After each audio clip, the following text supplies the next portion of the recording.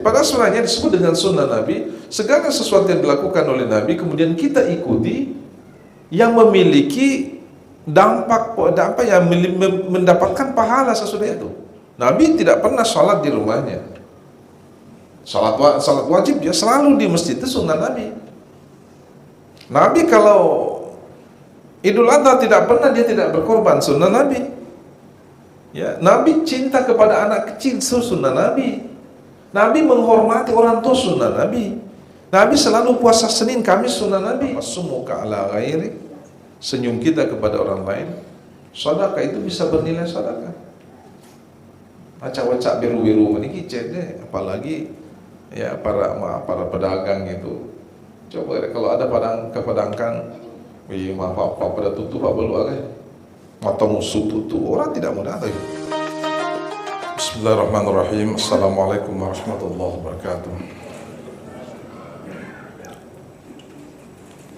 Alhamdulillahilladzi an'amana bi ni'matil iman wal islam. Asyhadu an la ilaha illallah wahdahu la syarikalah.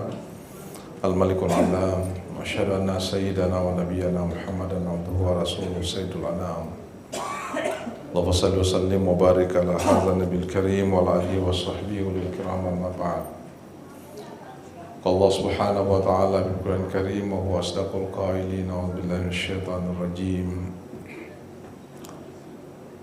Wa idza sa'alaka 'ibadi 'anni fa inni qarib ujibu da'watad da'i idza da'an falyastajibu li wa liyu'minu bi la'allahum yarshudun. Fala idza ud'uni astajib lakum. Sadaqallahul azim wa sadaqa rasulul karim wa nahnu ma'ahu minasyahidin wa syakirin walhamdulillahi rabbil alamin. Hadirin jamaah zuhur yang insyaallah diridha Allah subhanahu wa ta'ala.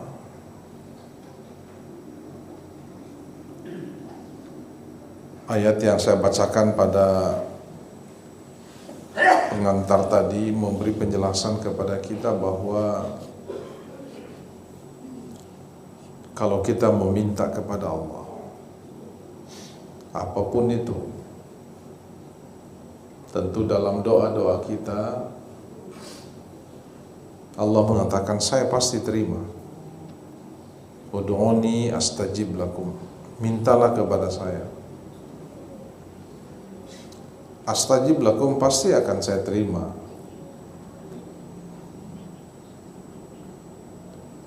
Kenapa? Karena Allah itu sangat dekat dengan kita, sehingga kalau ada yang bertanya tentang Allah subhanahu wa ta'ala, maka jawabannya bahwa Allah itu dekat. Wa idza sa'alaka ibadi anni fa inni qarib. Karena Allah sangat dekat, maka ketika kita meminta sesuatu kepada Allah, ujibu da'watad da'i idza da'an, saya akan mengijabah, menerima permintaan hamba saya, permintaan orang yang meminta kepada saya, sekalipun itu tentu ada syaratnya. Syaratnya adalah falyastajibu li wal yu'minu bi. Ya, satu diantaranya adalah kita tentu harus beriman kepada Allah subhanahu wa ta'ala. Nah, dari ayat ini kemudian sekelompok masyarakat di kota Kufah itu mendatangi seorang ulama besar yang bernama Ibrahim bin Adham. Ketika dia tahu, mereka faham bahwa ulama ini datang ke kampungnya, maka masyarakatnya datang berbondong-bondong. Itulah tradisi masyarakat muslim dulu. Kok kata Fandri tak boleh, ulama datang maka semua masyarakat itu datang. Kenapa? Karena itu tradisi yang ditinggalkan oleh Nabi. Nabi ketika dia berkunjung ke satu tempat, satu wilayah di luar kota Madinah, maka semua penduduk yang ada di situ itu pada berdatangan semua. Mereka tahu Rasulullah datang. Sesudah itu tentu ketika Rasulullah sudah meninggal, khalifah pun ya yang mengganti Nabi ketika mereka faham khalifah datang, mereka juga pada berdatangan. Apalagi khalifah bukan hanya seperti seperti pemimpin kita hari ini ya. Tidak seperti itu. Khalifah pada masa lalu itu di samping memang punya kemampuan memimpin, dia juga seorang ulama besar. Maka sebenarnya kita di Islam itu yang kita rindukan. Ya, amir, umara sekaligus sebagai alim, sebagai ulama. Ya. Tapi kan sulit kita dapatkan seperti ini ya. Dia seorang bupati, wali kota, tapi dia juga ketika masjid memanggil mereka datang dan kemudian dia menjadi khatib, dia menjadi imam. Ya, dia menjadi imam. Biasanya kita temukan ya di tengah masyarakat, tapi itu itu biasa pencitraan. Macawi pilpres, pilkada, pileg, tapi mereka menjadi imam. Datang ke masjid dengan macam-macam bentuk. Itu biasa kita lihat. Ya. Tapi di masa Nabi tidak seperti itu. Di masa pada Al-Khulafaur Rasyidun, kalau mereka tahu Nabi datang, Khalifah datang, mereka luar biasa. Bahkan sesudah itu,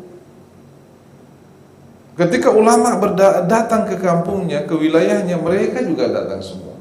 Itulah yang terjadi pada Ibrahim bin Adham. Ketika diketahui beliau datang, masyarakat datang berkunjung kepada dia, sekaligus menyampaikan undang-undangnya, menyampaikan masalah yang dihadapi.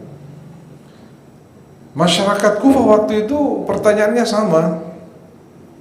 Ya Ibrahim, sepertinya sudah lama sekali doa-doa kita itu tidak diterima oleh Allah. Penduduk Kufah ini, udah lama doa kita seperti tidak diterima oleh Allah. Sekalipun saya tadi mengatakan bahwa ketika ada doa yang tidak diterima, periksa diri kita dulu. Periksa, lihat kira-kira apa penyebabnya. Kalau kita menganggap sepertinya saya tidak ada masalah ya dengan Allah, sepertinya saya melaksanakan semua perintahnya, larangannya saya tinggalkan, apa yang saya dapatkan ini itu semuanya halal umpamanya, ya. Jangan kita kemudian buru-buru memberi justifikasi negatif kepada Tuhan, kepada Allah. Ya, sampai Allah ini sudah benci kepada saya ya, kok doa saya tidak diterima. Itulah tadi saya mengatakan periksa diri kita. Ya, bisa jadi memang Allah itu sangat senang kan mendengar renyekan hambanya. Pada mega duata, pada mega perilota, pada puji. Ini bedanya makhluk ya. Semakin orang minta kepada kita, semakin jengkel kita. Tapi kalau Allah itu tidak. Semakin banyak permintaan kita kepada Allah, semakin dia senang. Makanya perbanyaklah berdoa kepada Allah, kapan saja, di mana saja. Terutama di sholat ya, minta sebanyak-banyaknya. Tapi jangan juga meminta berdoa ketika sholat berjamaah, dia sujud terakhirnya luar biasa lama. Lo ini sudah mau salam ini, mampir selengi imbangi kamu habis sujud, itu salah itu. Karena kita jadi makmum. Kecuali kalau kita sholat sendiri, namun si jaki sujud itu enggak. Silakan saja, saya sujud selama-lamanya. Ya. Jadi pertanyaannya itu tadi, ya Ibrahim, kok doa-doa kita tidak diterima ya? Sementara kata mereka, Allah kan mengatakan, mintalah kepada saya pasti terima. Ud'uni astajib lakum. Artinya apa? Karena ini adalah firman Allah, tidak mungkin ini salah, pasti benar. Nah, ketika mendengar ini, Ibrahim bin Adham itu terus meneteskan air matanya, menangis itu dengar itu, pertanyaannya. Beliau kemudian mengatakan, bisa jadi karena hati kalian itu sudah mati. Penyebabnya li'anna qulubakum qad matat, karena hati kalian sebenarnya sudah mati. Nah, kemudian dia menjelaskan apa yang menyebabkan hati kita itu mati. Ya. Dia menyebut pertama bahwa kalian itu hanya berpura-pura mengaku bahwa saya ini adalah hamba Allah. Berpura-pura saja, kata beliau ya. Kenapa? Karena Allah tidak pernah memberi bantuan kepada beban Allah. Siapa yang dimaksud dengan beban Allah? Beban Allah itu adalah para fuqara masakin. Dan itu disebutkan dalam hadis qudsinya ya. Al-aghniya'u kalai, orang-orang kaya itu wakil saya di dunia. Jadi wakil Allah Ta'ala. Orang yang memiliki kemampuan ekonomi, yang bisa bersedekah, menyumbang, itu wakil Tuhan itu. Kan tidak mungkin Allah langsung kasih ku ini 100.000 dosa, tidak mungkin, itu mustahil kan. Tapi kemudian Allah menurunkan tanda petik wakilnya, menempatkan wakilnya di bumi. Siapa wakil Tuhan di bumi? Itu adalah para orang yang memiliki kemampuan. Itu yang disebut dengan al-aghniya'u wukalai. Orang-orang kaya itu adalah wakil saya di dunia. Sementara wal fuqara'u iyali, para fakir miskin itu ya, dan orang-orang yang terlantar, hadirin, itu adalah bebannya Allah. Tanda petik ya, beban Allah. Maka kemudian faiza bakhilau kalai ala iyali la'azabtuhu wa la ubali. Kalau wakil saya di bumi orang-orang kaya tidak perhatian kepada orang miskin, maka saya akan mengazab itu. Saya akan menyiksa mereka. Saya tidak peduli, kata Allah Subhanahu wa taala dalam hadis qudsinya. Artinya apa? Ini penyebab hati kita itu mati ketika di sekitar kita ternyata di sana banyak sekali orang miskin. Sementara di rumah kita makan sepuasnya. Nah, itu penyebab matinya hati kita. Itu yang pertama. Yang kedua, kalian itu mengaku umat Muhammad, tapi kalian kan tidak pernah melaksanakan sunnah Rasulullah. Kalian itu menjauh dari sunnah Nabi. Ya. Sekalipun hadirin, kalau menyebut sunnah Nabi, tentu harus kita clearkan dulu ya, yang mana disebut dengan sunnah Nabi. Karena ada orang yang memahami sunnah Nabi itu sempit sekali. Sunnah Nabi itu jenggot, sunnah Nabi itu berpoligami. Ini memang sunnah Nabi. Makanya saya biasa melihat itu ada postingan di Facebook itu ya, yang itu namanya, katanya kalau nikah 4, apa itu namanya, nikah 4 gentleman ya, tapi kalau katanya nikah satu hanya cemen. Kalau nikah tidak menikah agak senar-nar. Pokoknya kenapa? Karena dia menyebut bahwa ya itu sunnah Nabi itu. Oh, saya sunnah Nabi berpoligami silahkan saja, itu sunnah Nabi, tapi nikahi yang sudah tua sekali ya, bukan gadis kan gitu. Nah, ada yang memahami sempit. Padahal sunnahnya disebut dengan sunnah Nabi. Segala sesuatu yang dilakukan oleh Nabi kemudian kita ikuti, yang memiliki dampak yang mendapatkan pahala sesudah itu ya. Nabi tidak pernah sholat di rumahnya. Sholat wajib dia selalu di masjid, itu sunnah Nabi. Nabi kalau Idul Adha tidak pernah dia tidak berkorban, sunnah Nabi. Ya, Nabi cinta kepada anak kecil, sunnah Nabi. Nabi menghormati orang tua, sunnah Nabi. Nabi selalu puasa Senin, Kamis, sunnah Nabi. Ya. Sekalipun sebenarnya kan ada sunnah Nabi itu yang sebenarnya, hadirin, yang sebenarnya kalau kita ikuti mungkin sekarang ini agak tidak bagus. Sunnah Nabi, ya katakanlah Nabi itu secara jasad dia kan panjang rambutnya. Itu di bawah ini. Coba kalau kita ini ada ustaz yang panjang rambutnya. Kenapa ustaz panjang? Sekalipun ada ya. Di TV itu paling tidak saya tahu itu ada 3-4 ustaz itu banyak sekarang rambutnya, ulama kiai lagi. Ya. Ada satu juga kiai itu yang panjang rambutnya pirang lagi, tapi kalau ngomong dia gak. Wah macam mana tahu ya? Nah, ini juga jadi problem kita ya, ulama kita seperti ini. Sementara sunnah Nabi, semua yang keluar dari mulutnya itu orang senang. Ya, orang senang sekali kalau Rasulullah pidato ceramah. Nah, inilah Anda katanya mengaku sebagai apa? Sebagai pengikut Muhammad, tapi ternyata sifat kalian berbeda jauh dengan Muhammad, berbeda jauh dengan Rasulullah. Tidak pernah melaksanakan sunnahnya.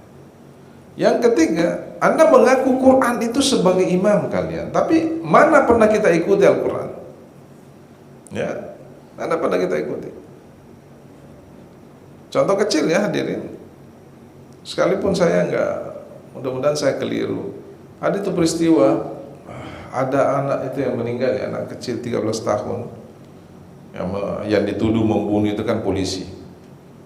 Ya, polisi. Padahal saya dengarkan tadi pagi itu pernyataan ibunya bahwa anaknya memang tidak menginap di rumah. Kan kalau anak kita baru umur segitu nginapnya di luar, pasti sebagai orang tua itu kan was-was ya. Ya. Kalau dia selalu di situ mau saja bermalam, itu sudah tidak beres itu.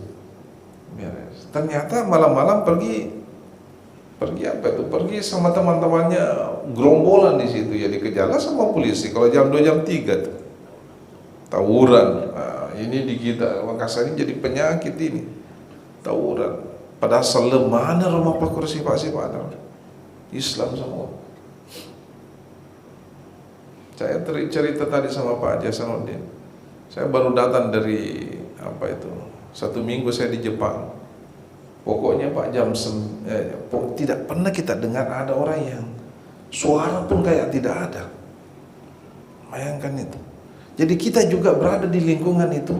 Nah, mau kasih mak bici toki. Kenapa? Karena kita malu sama orang. Tidak ada kedengaran suaranya. Kalau kita mana motornya, mang di mana-mana. Ya kalau saya sementara memberi ceramah di masjid raya ya, tiba-tiba sengaja memang kayaknya orang salat ini, wah balak besarnya suaranya. Coba sekiranya bisa ditahan semua itu, saya yakin itu tidak ada yang bukan muslim. Mungkin aja tuh tuanna. Ya, anaknya lagi Pak Ustaz mungkin. Ini jadi masalah kita. Ya, perilaku kita jauh sekali dari nilai-nilai Islam. Ya, jauh sekali. Kita coba di sini hadirin ya. Kan itu dilarang, suratnya dalam agama itu kita dilarang berjalan itu dengan sombong. Kalau dia menggunakan kendaraan dengan besar bunyinya begitu, berteriak-teriak tengah jalan, itu artinya tidak menjalankan perintah Al-Quran. Nah, kita mengaku. Yang dari semua tadi Anda mengaku mengikuti Al-Quran, tapi ternyata kalian itu jauh sekali dari Al-Quran. Itu yang ketiga. Yang keempat, saya hanya mau kutip 5 ya. Ini dia menyebut 10. Yang keempat, Anda sebenarnya rindu sekali mau masuk surga, tapi kayaknya kalian tidak mengamalkan apa yang bisa menyebabkan orang masuk surga. Ya kan? Apa?